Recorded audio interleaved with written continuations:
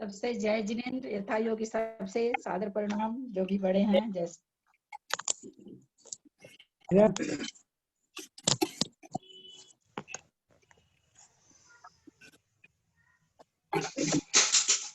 शुरू कर रहे हैं। शुक्ल ध्यान प्रचंडाग्नि संदग्धाखिल कर्मकं वर्धमानं जिनं नत्वा पश्चिमं तीर्थनायकं बालानां हितबुद्ध्याहं प्रेरितोऽद्य यथागमं करोमि वर्णनं किञ्चित् कर्मणां हतशर्मणा सरस्वती नमस्तुभ्यं वरदे कामरूपिणी विद्यारंभं करिष्यामि सिद्धिर्भवतु मे सदा। द्वादशांग जिनवानी माता की जय, कर्णानुयोग ग्रंथ राज की जय।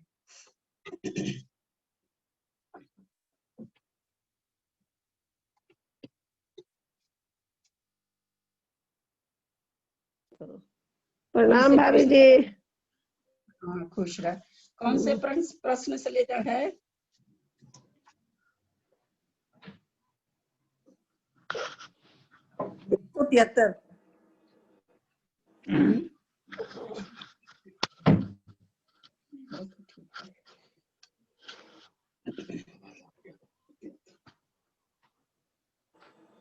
इस कर्म की 172 नंबर का प्रश्न।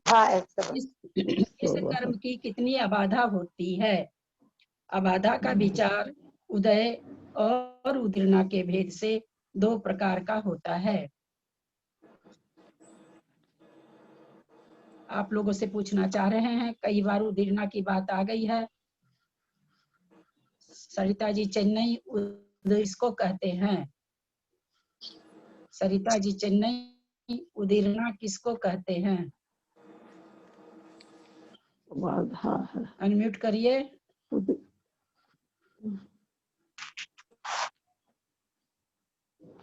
जो कर्म उदय में आके खिल जाते हैं उसे उदीर्णा कहते हैं।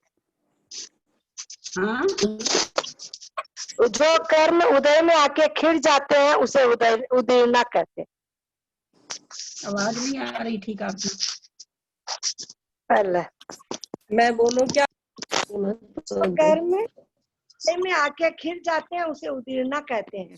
अरे रे रे रे, चलिए आप बोलिए। सुमन जैन जयपुर। मैं बोलूं क्या ललिता जी? ललिता जी जय जिनेन्द्र। बोलिए। मतलब समय से पहले कर्मों का झड़ जाना। हाँ हाँ, समय से पहले वही। समय से पहले कर्मों का झड़ जाना उदीर्णा कर। मैं बताऊं? समय से पहले। अच्छा मंजू जी, उदीर्णा की आप अब सब कोई अपना एक बार म्यूट कर लीजिए। उदीर्णा की अबाधा कितनी होती है?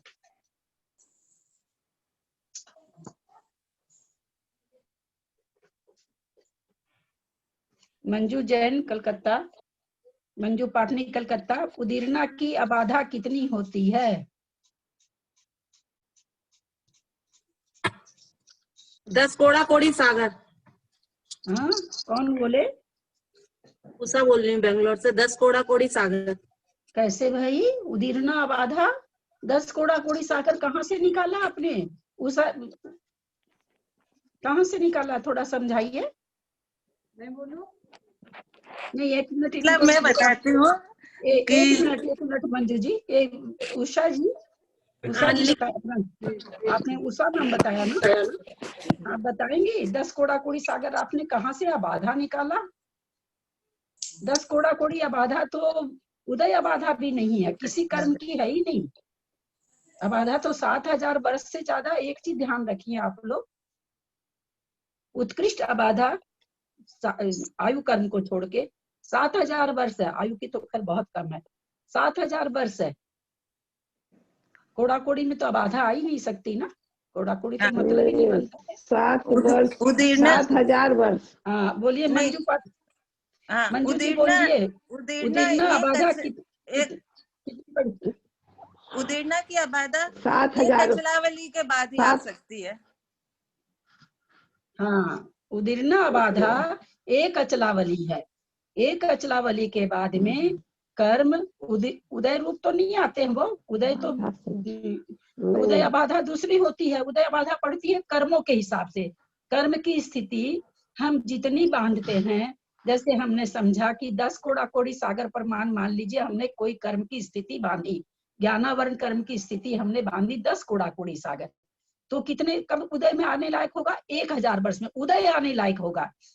दोनों शब्दों को समझिए कि उदीर्णा और उदय समझना बहुत जरूरी है हम लोगों के अपने लाइफ के लिए। शास्त्र अपनी जगह है, जिनागम अपनी जगह है, हमको अपने जीवन में समझने के लिए दोनों शब्दों को समझना जरूरी है। उसकी उदय बाधा हो गई 1000 वर्ष। लेकिन आचार्यों ने कहा कि किसी भी कारण विशेष से एक आवली तक तो उस कर्म में कुछ भी नहीं होता। जिस समय प्रत्येक समय कर्म बंध रहा है, प्रत्येक समय का कर्म बंधा हुआ अगली आवली में उदय नहीं आता। अभी बंध रहा है, अगली आवली में उदय नहीं आएगा। उस आवली में जो कर्म बंधेगा अगली आवली में नहीं आएगा। इस तरह से प्रत्येक समय के जो कर्म हमारे बंध रहे हैं, वो बंधने के बाद, जो बंधने के जस्ट बाद जो आवली आती है, उस आवली में उसका कुछ भी नहीं होता है। न उदय, न उदीर्णा, न संक्रमण, न उत्कर्षण, न अपकर्षण, कुछ कोई करण नहीं होता। वो तो उदीर्णा बाधक एक आवली के बाद किसी कारण विशेष से किसी भी कर्म की हम उदीर्णा कर सकते हैं। परिणामों विशेष से होती है, हम लोग जान के क्या करेंगे, परिणाम विशेष से उदीर्णा होती है, परिणाम तो हम ही करते हैं। तो इसलिए उदीर्णा की बाधा कितनी हुई? एक अचलावली अथवा एक बंधावली। और उदय बाधा तो जैसी स्थिति बंधी उसके हिसाब से होगी। दोनों का अंतर समझ में आया होगा? उदय और उदीर्णा समझ में आया होगा? अब बोलिए मंजू जी, आप क्या बोल रहे थे? नहीं, मैं अचलावली बोल रही थी कि एक अचलावली के बाद आती है। हाँ, आप ही ने तो बोला, उत्तर शायद आप ही ने दिया ना। हाँ, एक अचलावली अच्छा, के बाद एक उदय ही में है आ ना, जाता है। असंक्षेपाधा काल क्या होता है? असंक्षेपाधा काल, असंक्षेप आधा काल मतलब सबसे काल की सबसे छोटी, इससे छोटा काल नहीं होता है। आप है ना, आप लोग के पास तो भी जनन सिद्धांत कोश होगा अगर घर में आप लोग का, तो आप उसमें खोजिएगा, अ से खोजिएगा। इसकी बहुत अच्छी परिभाषा है उसमें, बहुत बड़े शास्त्र से बहुत अच्छी परिभाषा है। क्योंकि मेरे पास है नहीं तो मैं देख नहीं सकती हूँ। ये काल की सबसे छोटी इकाई है। अच्छा। और अचलावली एक आवली के बाद वाली जो संख्या है उसको अचलावली कहते हैं ना?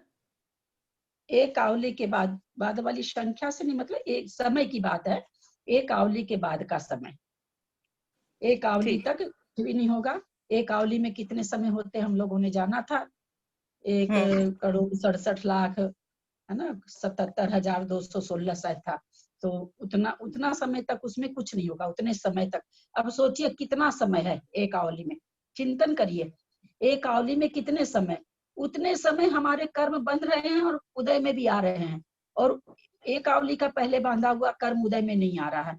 इतने समय के कर्म और बंध जाएंगे उसके बाद, तब उसका उदीर्णा रूप होने का समय आएगा, उदय रूप होने का समय नहीं आएगा। जैसे मैंने अभी कोई कर्म बांधा तो आचार्य कहते हैं आवली तक नहीं उदय में आएगा। और आवली का प्रमाण हम लोग जान रहे हैं, 1,67,77,216 उतने समय होते हैं एक आवली में। तो एक आवली तक उदय में नहीं आएगा। मान लीजिए हमने 9:01 समय पर कोई कर्म बांधा, तो 1,67,77,216 समय तक वो उदय में नहीं आ सकता है। और उतने 1,67,77,216 में प्रत्येक समय में कर्म बन रहा है। अगर उदीर्णा रूप भी हो रहा कर्म, तो इतने समय में कर्म बनने के बाद वो उदीर्णा रूप हो रहा है। एक आवली में तो असंख्यात समय है और है ना, हाँ, और हाँ, अंतर हाँ। नहीं, आपने ठीक बोला, अंतर मुहूर्त में इतनी आवली है। हाँ, इतनी आवली जो संख्या आप बोल रहे हो ना, एक अंतर हाँ, वो मुहूर्त में आवली इतनी है, आवली। हाँ, आवली है, हाँ आवली है। तो असंख्यात समय होते एक आवली में, उतनी आवली उतना समय तक कर्म बनता रहा और तब तक इस कर्म में कुछ नहीं होगा। ये तो उदीर्णा का हाल है। उदय तो खैर बहुत लंबा हो जाता है। तो इस तरह से उसको, इसलिए उसका नाम पड़ गया उस आवली का अचलावली या बंधावली। ये उसका नाम ही पड़ गया। क्यों पड़ गया? कि उस अचल रहती वो आवली में कर्म अचल रहते, बनने के बाद एक आवली तक कर्म अचल रहते हैं, उनमें कुछ भी नहीं होता है, इसलिए उसका नाम पड़ गया अचलावली। जी ये भी मंजू जी ने पूछा था ना असंक्षेपादा, तो ये 133 नंबर क्वेश्चन में आए हैं, उसमें तो उसका अर्थ दिए हैं आवली के संख्यात विभाग प्रमाण। हाँ, असंख्यात विभाग प्रमाण तो समय होता है। नंबर क्वेश्चन में आया था, मेरे को लगा था कि पढ़ा हुआ है अपन लोग का, तो वो उसमें भी मैंने देखा 3-4 पेज आ गई है, 5-6 पन्ना आ गई। ये एक आवली में असंख्यात समय और आवली का असंख्यातवां भाग एक समय है ना। हाँ, हाँ। ये इकाई मेरे को जहां तक ध्यान है कि एक समय से भी छोटी है, क्योंकि अब देखिए इसलिए छोटी है, इसलिए आपने बताया सो ठीक है, इसलिए छोटी की असंख्यात बहुत तरह का होता है ना। अच्छा। बहुत तरह का परिता संख्यात, युक्ता असंख्यात, बहुत तरह का असंख्यात है। तो असंख्यात में इसी कारण से ना असंख्यात में भाग देते हैं, असंख्यात का असंख्यात उत्तर आता है। अब असंख्यात असंख्यात कोई संख्या है, उसमें परिता संख्यात से अगर भाग देंगे तो असंख्यात ही उत्तर आएगा, युक्ता असंख्यात से भाग देंगे तो असंख्यात ही उत्तर आएगा। तभी कहा जाता है कि संख्यात से संख्यात में संख्यात का भाग दो, संख्यात में असंख्यात, संख्यात में उसने असंख्यात में असंख्यात का भाग दो, असंख्यात में असंख्यात का घटाओ तो भी असंख्यात आता है। तो वहाँ क्या होता है कि पहली राशि जो असंख्यात है उसको असंख्यात असंख्यात लेते हैं, परिता संख्यात से घटाते हैं अथवा भाग देते हैं, तो असंख्यात ही उत्तर आता है। तो वो एक असंख्यात भाग को समय कह रहे हैं, और ये समय से भी छोटा है, ये भी असंख्यातवां भाग है। जिस तरह से हमने जाना कि अंतर कोण एक संख्यात भाग है, संख्यात नहीं है, आवली के संख्यात में भाग है, तभी तो मैं पूछ रही हूँ। संख्यात नहीं है। संख्यात बोले क्या आप? हाँ, संख्यात है। आप एक समय सेकंड नहीं नहीं नहीं नहीं नहीं, समय तो असंख्यात कहाँ पर है बोलिए तो? ये 133 हाँ 133 नंबर क्वेश्चन 133 उसमें नीचे फुटनोट में दिया हुआ है। नोट में दिया हुआ है ललिता जी। हाँ आवली है, एक मिनट नहीं आप ध्यान रखिए। संक्षिप्त काल आवली के संख्यात में भाग प्रमाण, न कि असंख्यात में भाग प्रमाण मुख्तार जी के इसमें है। लेकिन समय असंख्यात में भाग है। समय एक आवली में असंख्यात समय होते हैं। अच्छा, अंतर मुहूर्त में संख्यात आवली और एक आवली में असंख्यात समय, और असंक्षिप्ता काल ये कह रहे हैं संख्यात ही होते हैं। यानी इसका मतलब असंक्षिप्ता काल समय से बड़ा हुआ, समय से बड़ा। हाँ समय से बड़ा हो गया। संख्यात्मक भाग है, ये संख्यात्मक भाग है, तो समय से हाँ। बड़ा हुआ, भले थोड़ा ही बड़ा हो पर समय से बड़ा हुआ ये। एक बार बंद किया, बाहर चले जाइए ना, भैया की आवाज बहुत तेज है। ठीक है, ठीक है दीदी। हाँ ना इसको यहाँ पर सूक्ष्म के संख्यात असंख्यात भेद कैसे हो सकते हैं? आवली का समय का भी असंख्यात। जब सब आप लोग को संख्या पढ़ाएंगे ना, एक समय का अनंत टुकड़ा कर रहे हैं, वो दिमाग खराब हो जाएगा। ऐसे ही खराब हो गया। वो भोग भूमि का भेड़े का बाल इतना छोटा जिसका टुकड़ा नहीं हो, और उसका फिर वो असंख्यात टुकड़ा करा रहे हैं। उस बाल का जब संख्या मान बता रहे हैं तो कहते हैं उस भेड़े की बाल का असंख्यात टुकड़े करो, जिसके और टुकड़े न हो सके। हाँ उसका असंख्यात टुकड़ा करो, उस बाल का। बोलिए वो ये वार पढ़ ले, आधा पढ़ ले, वो सब है ना उसमें है। हाँ उसमें तो वही कह रहे हैं कि इसीलिए यहाँ पर असंख्यता काल को फिर भूल जाएंगे। इसको थोड़ा सा फुटनोट आप लोग लिख लीजिए कि समय से बड़ा है, एक समय से बड़ा है।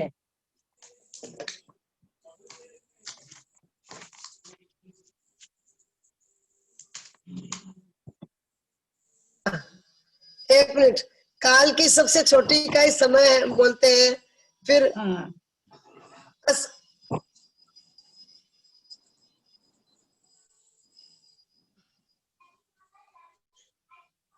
हाँ बोलिए क्या बोल रहे थे? अभी अभी तो असंक्षेप आधा लिखे थे अपन लोग, काल की सबसे छोटी इकाई, फिर आपने पढ़ा तो बोला हाँ। समय से बड़ा, समय से बड़ा, हाँ तो काल हाँ, की तो सबसे छोटी इकाई तो समय हुई ना। हाँ समय हुई। और समय में क्या क्या होना है सो हम लोग जब संख्या पढ़ेंगे तब समझ में आएगा कि समय कितना छोटा है कि बड़ा है। अच्छा, दीदी इसका क्लियर बताइए ना डेफिनेशन। हाँ हाँ हाँ दीदी, हाँ सरिता जी। असंक्षेप आधा काल का क्या लिखे? असंक्षेपाधारा काल का उधर आया है ना, एक कावली में संख्या। हाँ संख्यात ये होते हैं असंक्षिप्ता काल एक हाँ। कावली में, और समय होता है असंख्यात। तो समय अचलावली का क्या बताया था ललिता जी? अचलावली का एक आवली से ज्यादा। एक काल के बाद वाला समय। अचलावली आवली को कहते हैं, बाद का समय नहीं। अचलावली इसलिए नाम है कि उस आवली में कर्म बांधे हुए कर्म में कुछ नहीं होता, बाद उद का समय नहीं। अचलावली एक आवली को ही कहते हैं। कर्म के बंधने के बाद एक आवली तक उसमें कुछ भी नहीं होता, कुछ भी मतलब उदीर्णा, संक्रमण, उत्कर्षण, अपकर्षण, कोई भी करण, कोई भी क्रिया, उदय कुछ भी नहीं होता। उस आवली को अचलावली कहा गया। अच्छा, उस आवली को अचलावली, आवली हाँ, को आवली के बाद नहीं, आवली उसी आवली को अचलावली कहा गया। आवली को अचलावली, क्योंकि वो अचल हो गई इसलिए। हाँ अचल रही, उस समय कर्मों का कुछ नहीं रहा हुआ, अचल रहे कर्म, इसलिए उसका नाम पड़ गया। उसी को अचलावली। बंधावली भी कहते हैं। अच्छा ठीक। मतलब समय से ये बड़ा हुआ है या छोटा, क्या बोले आप? बड़ा। समय एक असंख्यात मिनट, बात अच्छा, इनको एक समझा देते हैं तो याद रह जाएगा। कोई संख्यात हम लोग कितने से शुरू होती है, कई बार बात हो चुकी है। संख्या कहाँ से शुरू होती है? समय से। हाँ 2 से। हाँ, 2 दो से से। 99। तो संख्या तो 2 से हुआ है ना। 2 से 99 तो वो उत्कृष्ट और कम बताने के लिए समझाया गया। 2 से 100 नहीं इसमें बोला जाएगा। संख्या शुरू होती 2 से। 2 की संख्या को जघन्य संख्या कहते हैं। जघन्य संख्या 2 की संख्या है। फिर यहाँ पर ये क्या करें कि एक आवली को आप असंख्यात से भाग दीजिए। असंख्यात मतलब जैसे मान लीजिए असंख्यात 200 वस्तु रखी हुई है, हमको नहीं गिनना आता तो हमारे लिए 200 हम नहीं गिन पा रहे हैं। असंख्यात को हमने 200 माना, तो किसी चीज में आप 200 भाग देंगे, कोई एक अंक में अगर आप 200 से भाग देते हैं, और संख्यात मान लीजिए हम 10 से 20 जितने भी हम काउंट कर सकते हैं उसको लेंगे, उससे भाग देंगे, तो भागफल किसका ज्यादा आएगा? बड़ी संख्या से भाग देंगे उसका भागफल ज्यादा आएगा नहीं, कि छोटी संख्या से भाग देंगे उसका भागफल ज्यादा आएगा? छोटी संख्या से। छोटी हाँ, छोटी से। संख्या से। हाँ, तो यहाँ पर क्या कह रहे हैं? संख्यातवां भाग। असंक्षिप्त आधा काल उधर पीछे लिखा हुआ है कि एक क्या आवली में संख्यात होते हैं, यहाँ संख्यातवां भाग को असंक्षेप आधा काल कहा। तो ये बड़ा हुआ, समय इससे छोटा हुआ।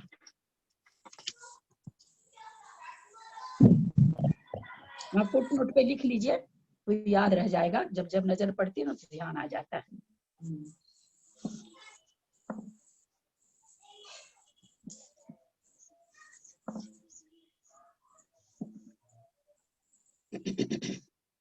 जिन कर्मों की विशेष पढ़ रहे हैं, जिन कर्मों की स्थिति अंतः कोड़ा कोड़ी सागर प्रमाण बंधी है। सागर इसमें नहीं लिखा हुआ है, आप लोग को समझने में गलती हो सकती, वहां सागर लिख लेना चाहिए। जिन कर्मों की स्थिति अंतः कोड़ा कोड़ी सागर प्रमाण बंधी है, उनकी अबाधा अंतर मुहूर्त की होती है। किस किस कर्मों की स्थिति जघन्य अथवा उत्कृष्ट अंतः कोड़ा कोड़ी है? कौन कौन से कर्मों की स्थिति अंतः कोड़ा कोड़ी ही है, जघन्य भी और उत्कृष्ट भी? मैं बताऊं ललिता जी? हाँ, बताइए। तीर्थंकर प्रकृति तीर्थंकर और और आहारात्मिक और तीर्थंकर प्रकृति। हाँ, बहुत अच्छा।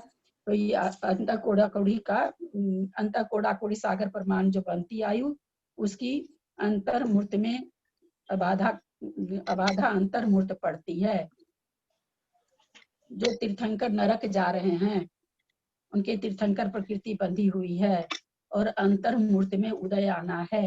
कैसे उदय आएगी? उदय कहाँ आता है? तीर्थंकर प्रकृति का उदय कहाँ आता है? कब आता मनुष्य है? गति चौथे गुण स्थान। मनुष्य गति 13वें में गुण आता है। स्थान में, हाँ, 13वें गुण 13वें स्थान में। गुण स्थान में आता है। तो उसके पहले क्या होगा? इसका तो अंतर्मुख में उदय होना चाहिए। क्या होगा इस प्रकृति का? क्योंकि अंतर्मुख से बेसी रह नहीं सकती है सत्ता में, और निरंतर बंधी प्रकृति है। बंधना चालू हो जाती तो जब तक उदय में नहीं आती तब 8वें गुण स्थान में वैसे तो बंध विच्छुत्ति हो जाती है, सत्व विच्छुत्ति होती है 13वें में, बंध विच्छुत्ति 8वें में हो जाती है।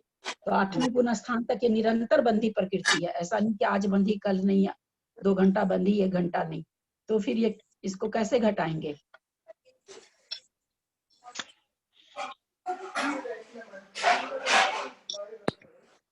बोले अंत कोड़ा कोड़ी का तो 1000 साल बाद नहीं, बाद में वो आबादा काल के बाद तो आएगा ही ना उदय। अरे ये अभी तुरंत तो हमने बोला। आप कहीं कहीं और चले गए थे क्या? बीच में उठ गए थे क्या? अंत कोड़ा कोड़ी प्रमाण वाली प्रकृति की आबादा कितनी है? एक अंतर्मुहूर्त। हाँ, हाँ, अंतर्मुहूर्त। हाँ, अंतर्मुहूर्त है। तो अंतर्मुहूर्त के बाद में कैसे सिद्धांत घटेगा ये कि अंतर्मुहूर्त के बाद में तीर्थंकर प्रकृति का उदय आने लगेगा? कैसे आने लगेगा? नरक में बैठे हैं, स्वर्ग में बैठे हैं, तीर्थंकर प्रकृति का बंद कर करके बैठे हैं दोनों जगह। तीर्थंकर प्रकृति निरंतर बंद रही है, कैसे उदय घटेगा? बोलिए, बहुत बार बता चुकी हूँ। वापस बताएंगे तब याद आ जाएगा। परमुख से, इसका परमुख से उदय हो जाता है। परमुख से उदय परमुख से उदय इसका 13वें गुण स्थान में है, और बाकी समय में ये परमुख से शुभ प्रकृतियों के मुख से ये उदय होके निकलती रहती है। रह गया कि नरक में जैसे भी निकलती होगी, ऐसा कोई मतलब जितने हम लोग ग्रंथ को छू सकते हैं, जिन्हें सिद्धांत कोश है, चाहे ऐसा कुछ विवेचन नहीं मिला, बस परमुख से खिलती है ऐसा। लेकिन मनुष्य देवगति में शुभ प्रकृतियों के मुख से ये खिल जाती है।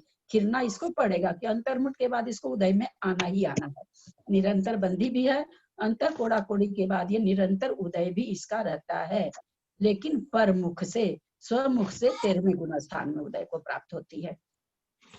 ये तो आपने अनंतानुबंधी कसाय के लिए बताया था ललिता जी कि वो अपने स्वमुख से कभी नहीं खिलते। प्रकृति का भी ऐसा ही हाल है क्या? हाँ, अभी दोनों में क्या अंतर अभी पकड़ाते हैं आपको हम। अब एक प्रश्न है, 148 कर्म प्रकृति में, 148 कर्म प्रकृति में वो कौन सी प्रकृति है जो परमुख से ही खिलती है? अनंतानुबंधी। 4 चौकड़ी। क्या समझे? 4 चौकड़ी का मतलब क्या समझे? अनंतानुबंधी। 4 चौकड़ी हुई ना, 1 चौकड़ी हुई ना, 4 चौकड़ी हो गई।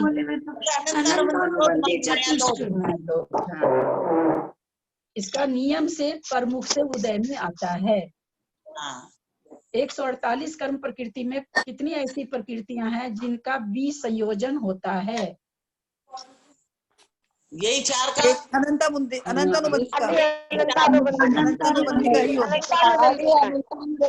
इसका द्रव्य किसको मिल जाता है? सुमन भाभी को कि सरिता भाभी को, मंजू पाटनी को, किसको मिलता है इसका द्रव्य? पांड्या को। मैं बताऊं, उसका बाद प्रत्याख्यान और संतुलन को मिल जाता है। प्रत्येक बोल रहे हैं, मैं जो गलत उत्तर दे रहे हैं ना, पहले उनको देने दीजिए ताकि उनका थोड़ा सा ठीक हो जाए। अनंतानुबंधी तो अप्रत्याख्यान में बदल जाती है, अप्रत्याख्यान में बदल जाती है। नहीं, चलिए चला जाता है प्रत्याख्यान, प्रत्याख्यान और संज्वलन। मैं बोलूं, हाँ बोलिए। अनंतानुबंधी का द्रव्य भी संयोजित होके अप्रत्याख्यान, उससे प्रत्याख्यान, उससे संज्वलन और उससे 9 कषाय, इन सब में आके फिर उससे कहाँ से लगा दिए आप? तो तुलना कर दिए, सब में बन जाता है। क्यों 9 कषाय तक भी तो आता है। हाँ तो उससे उसमें थोड़ी आता है। इसको ऐसे कहते हैं मंजू जी, इसको ऐसे कहते हैं, अनंतानुबंधी जब भी संयोजित होती है तो उसका सारा द्रव्य 21 कसायों में बट जाता है। ये तो हाँ। कहीं नहीं है कि पहले आप प्रत्याख्यान फिर उसके बाद ओ। प्रत्याख्यान, ऐसा नहीं, 21 अच्छा। कसाय में बट जाता है। आगम में लिखा हुआ यही आया। अब लब्धि स्थान वगैरह में हो सकता है, लब्धि सार खोलेंगे तो उसमें हो सकता है कुछ इस तरह का हो कि पहले प्रत्याख्यान को इतना दे देता है, अप्रत्याख्यान को इतना देता, हो सकता है उसमें हो। लेकिन अपने लोग जितने शास्त्र पढ़े उसमें तो लब्धि सार, लब्धि 21 सार में तो कसाई यही में बढ़ जाता है। ठीक। सारी सबकी लब्धि निकालते ना, उसमें बहुत स्थान होंगे। हो सकता है अपने लोग जो ये चीज सोच रहे हैं कि भाई पहले आप प्रत्याख्यान को, हो सकता है उसमें हो ऐसा कि पहले उसको दिया, उसको ज्यादा दिया, उसको, ये सब हो सकता है उसमें हो। पर जो चीज अपने हाथ में नहीं उसको हम नहीं बोल सकते ना। हम अभी इतना ही जानते हैं कि अनंतानुबंधी का सारा द्रव्य 12 कसाय और 9 कसाय 21 कसाय में बंट जाता है ना। ये आचार्यों ने नहीं कहा कि अप्रत्याख्यान को देता है फिर प्रत्याख्यान को देता है फिर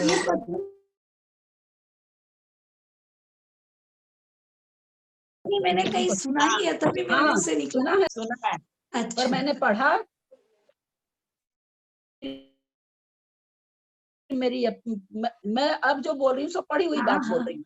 मैंने भी खान प्रत्याख्यान को दे देता है ये, हाँ ये मतलब इस तरह से। लेकिन अभी अपने लोग इसमें भी पढ़े थे ना, इसमें भी शायद ऐसे ही आया था 21 प्रकृतियों में बट जाता आया था ना, शायद इसमें भी आया था। कहाँ आया सो तो नहीं मालूम है। अनंतानुबंधी का बीच आया था, आपने भी बताया था वैसे आपने तो 21 प्रकृतियों में बट बताया जाता था है। दीदी। अच्छा,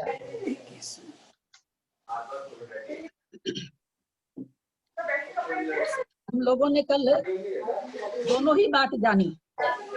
आयु बंधने के बाद आयु बंध जाती है, तो अगर खराब आयु भी बंधी है तो अपने परिणामों को अच्छा करके हम उसी आयु में अच्छा स्थान भी पा सकते हैं। और अगर हम परिणाम संक्लेश करते हैं तो हमारी अच्छी आयु भी घट सकती है। हमें बताएंगे, हम जो खराब परिणाम करें तो वो जो आयु घट रही है वो कब घट रही है।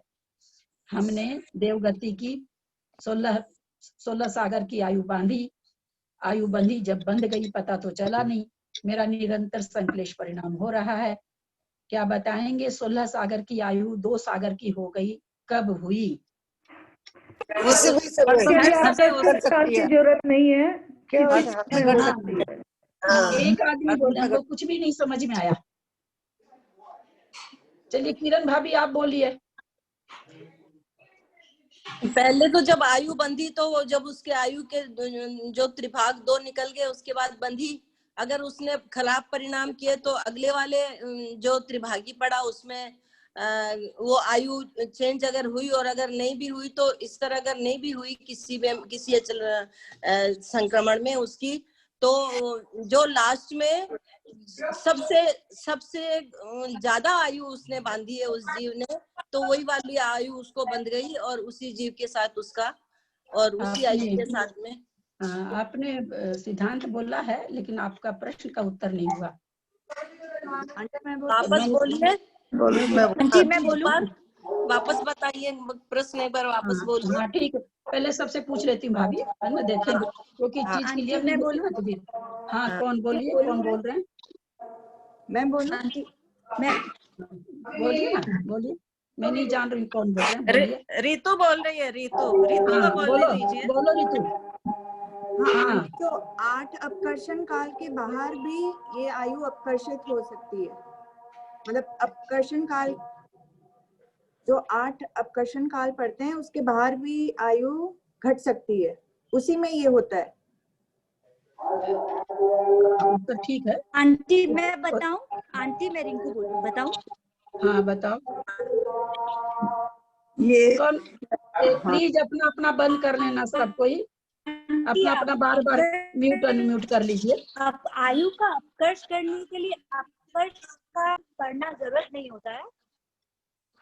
हाँ, नहीं होती है। जैसे जैसे भाव संश्लेषित होते हैं तो वो आयु अपने आप, और अंत में अपकर्ष काल में भी आयु घट बढ़ सकती है, लेकिन अंत में जब अपना मरण समय आया और जिस अपकर्ष काल में सबसे मैक्सिमम अपना एज का आयु था वो अपन लेके मरण को प्राप्त होते हैं। तुम्हारा उत्तर ठीक है, लेकिन एक बात आप लोग सबको ध्यान से सुनिए इसमें तुमने जो अभी कहा कि उसमें भी अपकर्ष हो सकती है, उस समय आयु अपकर्ष नहीं हो रही, आयु कम बांध रहा। मैंने कल दोनों चीज को आयु बहुत का अच्छी तरह से ह्रास समझा। हो रहा है, ह्रास हो रहा है आयु का। नहीं, हराश नहीं, वो सब कुछ नहीं। अपकर्ष होना एकदम दूसरी चीज है, आयु बंधना एकदम दूसरा कार्य है। और आगे अपकर्ष काल आयु का पड़ा, मान लो पहले 100 वर्ष बांधा था, दूसरे अपकर्ष काल में 80 बांध ले, वो अपकर्षण नहीं कहलाया, वो तो उसकी आयु बंधी 80, क्योंकि वो 80 जो आयु बंधी वो कोई काम नहीं कर रही है, 100 वर्ष की आयु काम करेगी, इसलिए वो आयु बंधना कहलाता। अपकर्षण जो अवलंबन करण जिसको कहते हैं, वो अवलंबन करण कभी भी आयु बंधने के बाद में कभी भी हो सकती है। अपकर्ष काल के लिए हम आयु को अवलंबन करण करने के लिए अपकर्ष काल की जरूरत नहीं होती, ये तुमने बोला, बिल्कुल सही बोला। और वहां कभी भी हो सकता अपकर्षण अवलंबन करण जिसको कहते हैं, अपकर्षण नहीं कह के अवलंबन करण कभी भी हो सकता है आयु में, उसके लिए अपकर्ष काल की जरूरत नहीं पड़ती है। ये एक सिद्धांत हुआ। दूसरा सिद्धांत ये हमने जाना था कि भाई कई अपकर्ष में अगर आयु का बंद हो जाता है तो सबसे जो ज्यादा आयु रहेगी वही आयु उस जीव की होगी, हाँ मान्य होगी, वही आयु उसकी मानी जाएगी। अब मेरा ये कहना है कि आयु का अपकर्ष तो हम लोग जान गए कि कब होता है, किसी भी समय, उसके लिए अपकर्ष काल की जरूरत नहीं है। आयु का उत्कर्षण कब होता है? हाँ मैं बोलूं ललिता जी, त्रिभंगी में ही होगा, जब त्रिभंगी बंद का समय आएगा तब भी होगा उत्कर्षण। उसको त्रिभंगी कहते हैं क्या? अरे नहीं, त्रिभंगी त्रिभंगी नहीं, त्रिभागी। वही कही त्रिभंगी तो बंद उदय और उसमें आता है त्रिभंगी। त्रिभागी में, आयु के त्रिभाग में ही बंदे। आयु के त्रिभाग में उत्कर्षण अगर होता आयु का तो त्रिभाग में होता है। खराब परिणामों से तो आयु हमारी कम हो गई। अगर आयु हमारी मान लीजिए एक इंद्रिय त्रियंच आयु बंद गई, एक इंद्रिय 2 इंद्रिय की बंद गई, विकल्प की बंद गई, और क्या फिर कोई अच्छे पंचेंद्रिय संगी में, अच्छे जीव में जा सकता, पंचेंद्रिय संगी त्रियंच में जा सकता है क्या?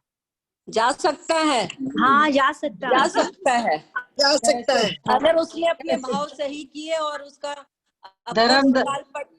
काल पड़ गया तो वो उसमें पंचेंद्रिय उसमें जा सकता है त्रियंच में। वो धर्म ध्यान करता रहे तो फिर उसकी पंचेंद्रिय में जा सकता है। अगर परिणामों को बहुत अच्छा ये कर ले तो इस दोनों कथन से कल आपने बताया था कि लगता पर्याप्तक भी भोग भूमि में जाकर के पल्लियों की आयु को बंध सकता है, ठीक है? तो वहां तो फिक्स है कि उसका बंधेगी तो सिर्फ देवगति, दूसरी कुछ बंध नहीं सकती है। 9 महीने में जो 8 अपकर्ष काल आएंगे जो हाईएस्ट बंधी हुई बस वही रहेगी, और उसमें क्या उत्कर्षण अपकर्षण होगा? नहीं समझी मैं, आप क्या ठीक से बोलिए। मतलब ये है कि वो पहुंचा भोग भूमि में, है ना, मनुष्य गति से जीव बांध करके समझ लो हाईएस्ट आयु बांध लिया उसने भोग भूमि की, पर्याप्तक से पर्याप्तक मनुष्य बन गया वो, ठीक है, और पल्ले की आयु बांध ली। अब वहां से वो वापस जब आयु बांधेगा अपने मरण के एक मिनट टीचर में आधा शास्त्र अपना होने को आ गया। भोग भूमि में कैसे जाएगा वो मनुष्य, तो भोग भूमि में जाएगा। एक मिनट भाभी, बद्धिमान आयु में बनती है आयु की। मैं आप लोगों से बहुत में चला गया, बंधी आयु बंधी मनुष्य समझ गई। मैं समझ गई आपकी बात। आप तो सिद्धांत को ही गलत कर रहे हो ना। आप लोग प्लीज बार बार ऑडियो को सुनिए। भोग भूमि में जो जीव जाता है त्रियंच अथवा मनुष्य, वो नियम से स्वर्ग जाता है। उसको कहाँ ले आए? किसकी बात है यहाँ पर? कर्म भूमि का, एक मिनट कोई नहीं बोले। कर्म भूमि का मनुष्य लब्ध पर्याप्तक मनुष्य की आयु बांधा था। आयु कब बंधी उसको कुछ नहीं लेना, उसको कुछ भी पता नहीं है, लेकिन वो संजोग से आयु बंध गई उसकी, और उसके परिणाम उत्तरोत्तर बढ़िया होते जा रहे हैं। खूब दान देना, खूब तीर्थ करना, खूब जीव हिंसा से बचे रहना, 5 पापों से बचे रहना, तो उसकी आयु बदल करके वो आचार्यों ने कहा परिणामों के कारण अगले अपकर्ष काल में या किसी अपकर्ष काल में उसको भोग भूमि की आयु बंध जाएगी। मनुष्य आयु तो बंधी हुई है, मनुष्य की उसने आयु तो वही है उसकी, उसमें उसकी भोग भूमि की आयु हो जाएगी। भोग भूमि का जीव थोड़ी बांधेगा, नहीं भोग भूमि का जीव नहीं बांधेगा। यहाँ तक की बात तो यही है, यही बात मैंने भी बोली है, यहाँ तक यही बात है। अब वो भोग भूमि में चला गया, ठीक है, भोग भूमि में फिर वो अगली आयु बांधेगा। बुद्धिमान आयु की बात नहीं, अगली बंद जो वापस बंद करेगा नई आयु को।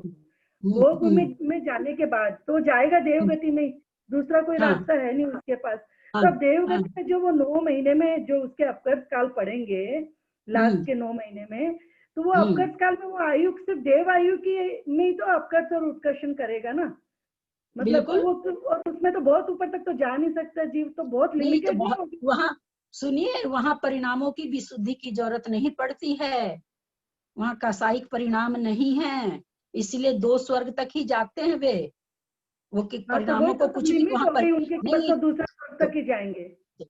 जितनी भी विवक्षा होती है, एक चीज ध्यान से सुनिए, जितनी भी विवक्षा होती है जो मोक्ष जीव जाता है उसी के लिए होती है, इसलिए कर्म भूमि के मनुष्यों की सारी विवक्षाएं होती है। भोग वो तो उसका तो परिणाम ऑलरेडी वहां पर क्यों जा रहा है स्वर्ग, जबकि एक पुरुष और स्त्री हजारों शरीर बना करके भोग भोग रहे हैं, हजारों प्रक्रिया से हजार शरीर बनाते हैं वो, स्त्रियां 1000 बना लेती आपस में भोग भोगते रहते हैं, इतने भोग के लोलुपी होते हैं। उसके बाद भी चूंकि परिणाम की जो आप बात बोल रहे हैं, वहां कसाय है ही नहीं, एक क्षेत्र में एक पेड़ रहता है। तो इस वर्ग तक जा रहे हैं वो, मतलब मुझे यही चीज में ऐसा लग रहा था, इतना लिमिटेड उनका तो चांस हो गया। फिर भोग भूमि में जाने के बाद में जो चांस हुआ बस वो दूसरे स्वर्ग तक ही जाएगा, तो मतलब इससे तो कर्म भूमि का मनुष्य ज्यादा अच्छा ना। हमको एक बात बताइए, अपन बात कर रहे थे ना कि भोग भूमि जाएंगे तो मुझे किसी भी कथन का अच्छा पाठ देखिए ना आप, उसका खराब पाठ क्यों देख रही हैं? आप सोच रही 2 स्वर्ग तक जाएगा और हम लोग अभी नरक चले जाएं तो, हम लोग अभी निगोद में चले जाएं तो, कि कौन लिखा है कि हम लोग निगोद में नहीं जा सकते हैं? 7वें गुण स्थान का 11वें गुण स्थान का मुनि महाराज निगोद जा रहा है। सही बात है। तब फिर आप सोचिए, आप उसको ऐसे तुलना क्यों कर दी कि ऊपर के स्वर्ग नहीं जाए? वो तो बैठे बिठाए जा रहा है, कुछ भी उसने परिश्रम थोड़ी किया वहां स्वर्ग जाने के लिए। आपको हमको परिश्रम करना पड़ रहा है स्वर्ग जाने के लिए, उसको नहीं करना पड़ रहा, वो कोई पूजा पाठ नहीं कर रहा वहां पर, खाली भोग भोग रहा, भोग भोगते हुए वो स्वर्ग जा रहा है। ये देखिए ना, सही बात है। ये चीज है वहां ऐसे मेरे चिंतन चल रहा था कल के, अरे भोग में जाना अच्छा, फिर लगा नहीं अच्छा कैसे, वो सब बातें। उसका परिणाम में कुछ नहीं हो रहा ना, उसके परिणाम में कुछ विविधता नहीं है, इसलिए जहाँ परिणामों में विविधता होगी वहीं तो गिरेगा आदमी और वहीं ऊंचा उठेगा। परिणाम खराब करेगा तो गिरेगा, परिणाम अच्छा करेगा तो उठेगा। वहाँ परिणामों की विविधता ही नहीं है, ही नहीं कसाय वहां पर, इसलिए वहां पर ये सब नहीं बनता है। तो यहाँ पर हम ये कहना चाह रहे थे, कल के परिप्रेक्ष्य में कई लोगों को लगा परिणाम के लिए हमारी आयु लब्ध पर्याप्त तक की बंधी हो, अथवा बड़े देव की बंधी हो, बहुत अच्छे मनुष्य की बंधी हो, कुछ भी बंधी हो, परिणामों को तो ठीक रखना पड़ेगा, अन्यथा जो बढ़िया आयु बंधी है वो घट जाएगी, और जो घटी हुई आयु बंधी है वो घटी ही रह जाएगी। तो परिणाम बढ़िया करेंगे तो घटी हुई खराब आयु बंधी है, उसी आयु में हमको बढ़िया चांस मिल सकता है, और परिणाम अच्छे रहे तो अगर हमने ऊंची आयु बांधी है तो हमारी बनी रह सकती है। तो दोनों ही तरह से हमको अपने परिणामों की विशुद्धि ही रखनी है। हमारी क्या आयु बंध रही है, नहीं बंधी है, कौन से अपकर्ष में बंधेगी, कौन सी नहीं बंधी है, हमको कुछ नहीं मालूम है। इतना हमको जरूर मालूम है कि हमारे परिणाम कैसे चलते हैं, वो भी समयवर्ती नहीं पता चलता है। 10 सेकंड का परिणाम पकड़ लें तो बहुत है, समय का तो समय तो हमारे पकड़ में नहीं आता है, उतने स्थूल परिणामों को भी हम कई बार नहीं पकड़ पाते हैं। तो उन परिणामों ललिता जी आपने कहा अगर ऊंची आयु बांधी है तो वो नीचे गिर सकती है, तो कल तो अपन बोल रहे थे कि 8 अपकर्ष में जो सबसे ऊंची बांधी है सबसे ज्यादा वो ही रहेगी, फिर वो नीचे कैसे गिरेगा? नीचे गिरने के लिए अपकर्ष काल की जरूरत नहीं ना है, बिना अपकर्ष हाँ, के गिर रहा अभी तो है। बताया लास्ट में तो अवलंबन ऊपर वाली किसी में ही भी समय जाएगी, हो सकता है। लास्ट में एक तो मिनट, ऊपर वाली ठीक में है। ही तो जाएगा। हाँ, एक मिनट सुनिए, आप थोड़ा समझे नहीं। मान लीजिए दूसरे अपकर्ष काल में किसी ने 100 वर्ष की आयु बांध ली, ठीक है। अब उसके परिणाम खराब चल रहे हैं, अब वो आयु घट रही है निरंतर। जैसे मान लीजिए आपने एक बहुत बड़े बॉक्स में खूब सारे रुपया भर दिए, अब रोज आप एक एक निकाल रहे हैं, एक एक निकाल रहे हैं, तो उसकी रोज आयु परिणामों विशेष से रोज थोड़ी थोड़ी घट रही है, घट रही है, घट रही है। अपकर्ष काल में घटाने की जरूरत नहीं ना है, घटती बिना अपकर्ष काल के है। आयु बढ़ाने के लिए उत्कर्षण करने के लिए अपकर्ष काल जरूरत है। अब वो 100 वर्ष की आयु को मान लीजिए घटाते घटाते जब तक अपकर्ष काल में किसी, कोई जरूरी नहीं है कि उसके बाद के अपकर्ष काल में बंधे ही, मान लीजिए मानते हैं कि बंध जाए। अब उसने पहले वाली 100 वर्ष की आयु को घटा के उसने 40 ही कर दिया। इतना अवलंबनकरण उसका हो गया कि 40 कर दिया। अब दूसरे अपकर्ष काल में संजोग ऐसा रहा उसकी 60 बंध गई, तो 60 के पास जाएगा। अगर 20-30 की बंधी तो वो 40 की रहेगी। अपकर्षण बीच में हो रहा ना, अपकर्षण वही उसी समय होता तो फिर ये बात मानी जाती। नहीं, पर आपने कहा ना उसमें जो मैक्सिमम जिस टाइम बांधा वो ही अगले भाव की होगी। कल तो हाँ, तो ये तो होगी, आज भी तो कहा मैंने, ये तो मैंने आज भी कहा। आपने तो कहा 100 से वो 40 में भी आ सकता, आज से ये कर। हाँ, अपकर्षण कर रहा ना आयु का, अपकर्षण करके लास्ट में तो उत्कर्षण हो ही जाएगा उसका वापस। ये किसने कहा? क्यों कल तो अपन ने यही, कल तो यही हुआ था। ये कैसे कहा? ये तो नहीं ऐसा नहीं है, कल वैसा ही कहा था जैसा अभी कहा इन्होंने। ऐसा तो नहीं, इन्होंने कहा ना जो मैक्सिमम जिस टाइम बांधा है, मतलब जिस अपकर्ष में मैक्सिमम बांधा है वो ये दोनों अलग रूल है, तुम दो रूल को मिला रही हो। क्या था? नहीं मैक्सिमम तो कम हो गई ना, मैक्सिमम तो कम हो गई अपने आप ही। पर कहा ना जिस टाइम जो मैक्सिमम बांधी है वो ही अगले भाव की आयु होगी। तो वो मैक्सिमम वाली तो कम हो गई, के लिए है मैक्सिमम वाली कम हो गई ना। ललिता जी को बोलने दीजिए ना, सब बोल रहे हैं तो समझ में भी नहीं आता है, वो एक बार समझा दीजिए वापस ठीक से। कल तो ठीक से बताया था उन्होंने, समझने में गड़बड़ हुई है, वापस बताएंगे तब होगा। सुनिए अब मंजू जी, हाँ, कोई पहले अपकर्ष काल, जबकि ऐसा होता नहीं, लेकिन अपने मानते ये चीज, इसको सिद्धांत बना के मत लिख लीजिएगा कि पहले अपकर्ष काल में आयु बंध गई, ऐसा नहीं, ये समझाने के लिए बात चल रही है। किसी ने पहले अपकर्ष काल में 100 वर्ष की आयु बांध ली, उसको कुछ नहीं पता है कि मैंने आयु बांधी है, वो जीव इस चीज को नहीं जान रहा है। किसी कारण उसे कोई ऐसे कर्मों के उदय आए, किसी भी कारण से कोई बाहरी निमित्त ऐसे मिले कि उसके परिणाम खराब चलते रहे। अब हर समय में उसका अवलंबनकरण हो रहा है आयु का।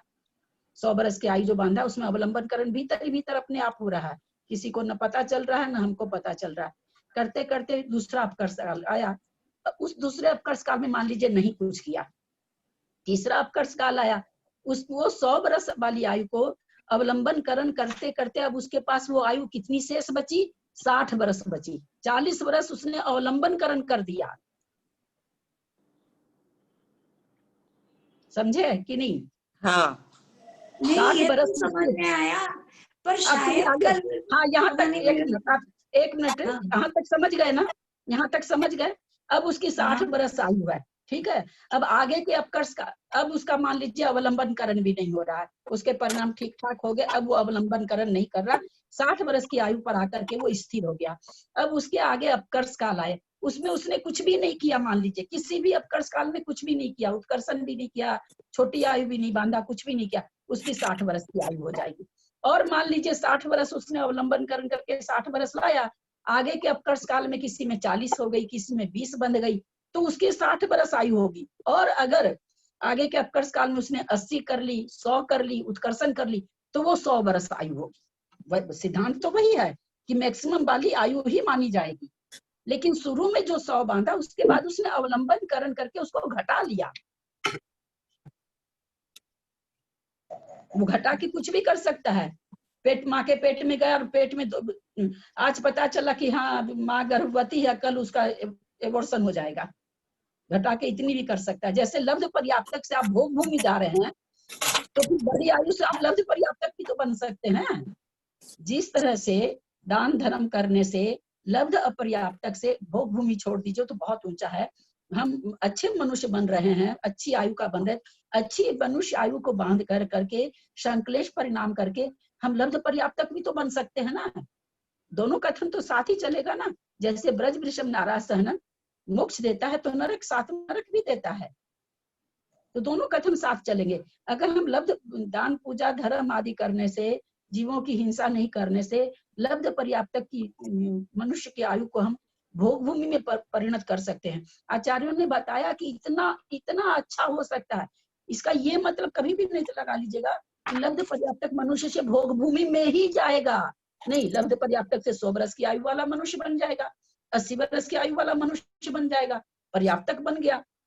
कुछ भी वो अच्छा बन सकता है। बहुत अच्छी रही, बहुत अच्छी आयु का, क्योंकि मिथ्या दृष्टि ही भोग भूमि की आयु का बंद करता है, तो कर लिया तो भोग भूमि में चला जाएगा, क्योंकि भोग भूमि की आयु का बंद करने के लिए सम्यक्त की जरूरत नहीं है, तो वो भी कर सकता। तो उसी तरह से मान लीजिए कि किसी ने बहुत अच्छी आयु बंद करी, परिणाम संक्लेशित रहे, तो उसकी आयु घटेगी भी, तो दोनों ही काम तो चलेगा। जब परिणामों की कल विशेष आयु बढ़ जैसे रही है, आपने लिखाया था ये कल कि अगर हर अपकर्ष में आयु कम ज्यादा हो रही है तो सबसे ज्यादा वाली ही बनेगी। तो अभी भी तो यही कर रहे हैं, पेटों से तो अभी भी तो यही बोल रहे हैं, यही तो बता रहे हैं। पहले अभी तो आपने कहा कि वो 60 में आके फिर 60 में भी रुक सकता है। पूरा कि सुन लीजिए एक मानता बार। पहले अपकर्ष में फिर 60 में आ गया, तो हो सकता है उसके परिणाम फिर 60 जैसे ही रहे, उससे ऊपर नहीं चढ़े। पर कल ये लिखा था मैंने कल ये। आप क्या लिखे सो राम जाने, मैं तो क्योंकि सिद्धांत नहीं, से यही गलत आपने बोला तभी लिखा था मैंने कि ये अगर अपकर्ष मैं हो एक रहा है बार ना वापिस बोलूं, अपकर्ष काल के बाहर हो रहा है सर। हाँ, अगर हर अपकर्ष में आयु कम ज्यादा हो रही है तो सबसे ज्यादा वाली ही बंधेगी। हाँ ठीक है। पर उसके साथ में ये भी बोला था कि अगर अवलंबन करण कर लिया तो घट भी सकती है, बढ़ भी सकती है, उसके बाद भी जो बची सबसे ज्यादा वही हाँ, बनी रहेगी। ये अवलंबन करण करके उत्कर्षण, अवलंबन करण करने के बाद उत्कर्षण अगर हो रही तो उसके बाद जो आयु सबसे बेसी होगी वही आयु होगी, वही आयु बनेगी, ऐसा बोला था इन्होंने। ऐसा मंजू भाभी ने अवलंबन करण नहीं लिखा होगा। हाँ, अवलंबन करण आपने नहीं लिखा है, इसलिए कंफ्यूजन हो गया अब आपको। किसी ने अवलंबन करण तो किया और उत्कर्षण किया ही नहीं, तो उसकी आयु घट गई। घट करके जितनी भी जैसे आप लब्ध पर्याप्तक से 3 पल्ले 2 पल्ले 1 पल्ले में जा रहे हैं, तो 1 पल्ले से लब्ध पर्याप्तक में भी आ सकते हैं आप। हाँ, अब आप जो लिखे उसको सुधार लीजिए, बस इतना ही बात है। आप सुधार दो, अब कोई बात नहीं है। अवलंबन लिखिए आप खाली, बस उसमें अवलंबन। अच्छा ललिता जी, एग्जाम्पल लिख लो मंजू भाभी, राजा श्रेणी। मंजू आंटी अवलंबन करण को की पॉइंट बना लो। ललिता जी हाँ, जैसे वो भोग भूमि का मिथ्या दृष्टि जीवी भोग भूमि का बंद करता है, वहां से फिर वो देव बन गया अगर, तो सम्यक्त के बिना फिर उसका क्या, उसके आगे क्या है कि सम्यक्त के बिना उसके तो फिर संयम भी नहीं होगा देवगति में। देवगति में तो सीधा तिर्यंश में जाएगा क्या? नहीं, कि मनुष्य में भी आ सकता है? हाँ, मैं समझ गई आपका प्रश्न। सुनिए, इसमें देखिए, बार बार आप लोग को हम कह रहे हैं, कर्म सिद्धांत का जितना भी विवेचन है, कभी भी 2-3 विवेचन को एक साथ नहीं मिलाया जाता है, न एक साथ लिखा जा सकता है ना। देखिए, सबसे पहला विवेचन कि भोग भूमि की आयु कौन बांधता है, पहला प्रश्न। मनुष्य बांधता है, एकदम मंद कसाई मिथ्या दृष्टि है, ठीक, एक ये हुआ। दूसरा ये चीज हुआ कि कोई अगर क्षायिक सम्यक तो प्राप्त कर लिया और पहले मनुष्य आयु बांध लिया था, तो वो भी भोग भूमि में जाता है, क्योंकि वो क्षायिक सम्यक दर्शन लेके कहाँ जाए, क्षेत्र में तो मिथ्या दृष्टि जाते हैं, तो वो जीव भी भोग भूमि में जन्मता है।